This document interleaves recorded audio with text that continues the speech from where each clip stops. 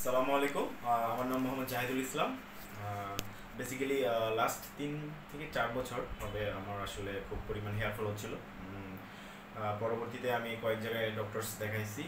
ডক্টরসের পরামর্শ অনুযায়ী আমি মেডিসিন নিয়েছি, বাট আশানুরূপ ওইরকম রেজাল্ট পাইনি। তারপরে আমার এক ফ্রেন্ডের থ্রুতে আমি এই হেয়ার ট্রান্সপ্লান্টের খবর পাই। এখানে পিআরপি কথা জানতে পারি।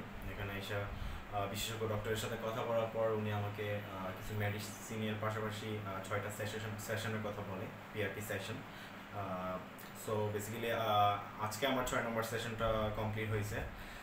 সো প্রাথমিক অবস্থায় আমার চুলগুলো খুবই পাতলা ছিল এবং খুবই মলিন ছিল আর খুবই হেয়ারফল হইতো। বাট আজকে 6 নম্বর সেশনের পর্যন্ত আমি খুব পরিমাণে ইমপ্রুভমেন্ট পাই। এক্সিস্টিং চুলগুলো ছিল সেগুলো আসলে খুব স্ট্রেংথ পাইছে, সেগুলো আগের থেকে মোটা হয়েছে।